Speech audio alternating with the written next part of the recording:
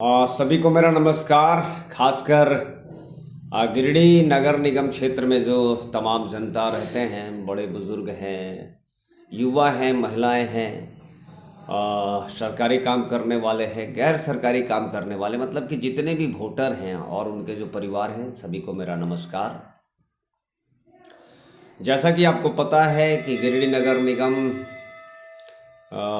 में चुनाव होना है और जनवरी तक लगभग चुनाव हो जाएगा। उसके पहले सारी प्रक्रिया चल रही है और उन प्रक्रियाओं के आधार पे आपको वोट भी देना है। पहले की जो प्रक्रिया थी वो उसमें डिप्टी मेयर और मेयर का डायरेक्ट चुनाव होता था और वार्ड पार्षद का, मतलब एक वोटर जो थे वो 3 वोट दिया करते थे, मेयर का, डिप्टी मेयर का और वार्ड पार्षद का, आपके क्षेत्र के वार्ड पार्षद का। अभी वो प्रक्रिया बदली है, जैसा कि हम पढ़ रहे थे उसमें अब है मेयर का चुनाव आप डायरेक्ट जनता करेगी और वार्ड पार्षद उस क्षेत्र के जो रहेंगे, जो 36 वार्ड है इस गिरिडीह में, और उसको भी डायरेक्ट जनता करेंगे, वोटर करेंगे। लेकिन जो डिप्टी मेयर है, जो सहयोगी है मेयर का और जो सहयोगी हैं नगर निगम का, वो जो होंगे वो उनको वार्ड पार्षद, मतलब 36 वार्ड पार्षद जो होंगे वो चुनेंगे। अब डायरेक्ट अगर जनता चुनती तो बेहतर होता, लेकिन वार्ड पार्षद अगर चुनेंगे तो वार्ड पार्षद में क्या होता है, खरीद बिक्री ज़्यादा होता है, मतलब कि एक तरह हॉर्स ट्रेडिंग जिसको कहते हैं, उसको बढ़ावा देने के लिए इस प्रोसेस को लाया गया है और ये होगा ही, निश्चित होगा। और इसमें बदनामी होती है, शहर की बदनामी होती है, लेकिन ये होगा। तो इसको बढ़ावा देने के लिए या कोई और इसका कंट्रोल करने के लिए अगर होता है, जैसे देखिए नगर पालिका, नगर निगम, या इसके अलावा आप देखिए जो अलग अलग क्षेत्रों के जो खरीद बिक्री वाला होता है उसमें बड़ा प्रॉब्लम होता है, आपको पता होगा। अभी इसको विशेष ध्यान देना, खैर चलिए, अब जैसा भी होगा वो तो उस वहाँ पे ना आपका पहुँच है ना हम सबका पहुँच है। वहाँ जिनका पहुँच है वो अपने तरीके से, या चुनाव आयोग अपने तरीके से काम करे।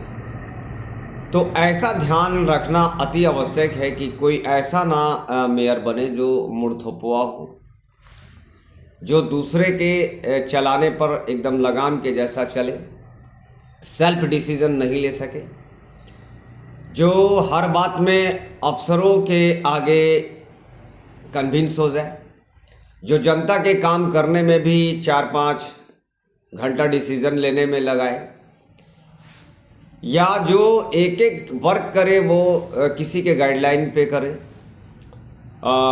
खुद का डिसीजन नहीं हो।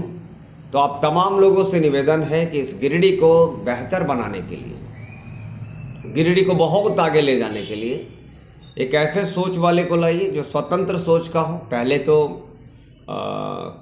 खुद काम करने में सक्षम हो, डिसीजन लेने में सक्षम हो, उसको किसी का साथ की ज़रूरत नहीं हो।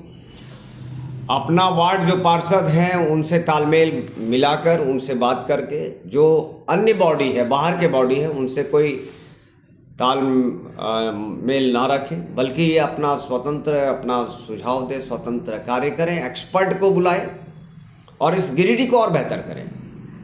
इस गिरिडीह के लिए एक सौभाग्य है कि अगर बात करें झारखंड सरकार के नगर, आपके मंत्री,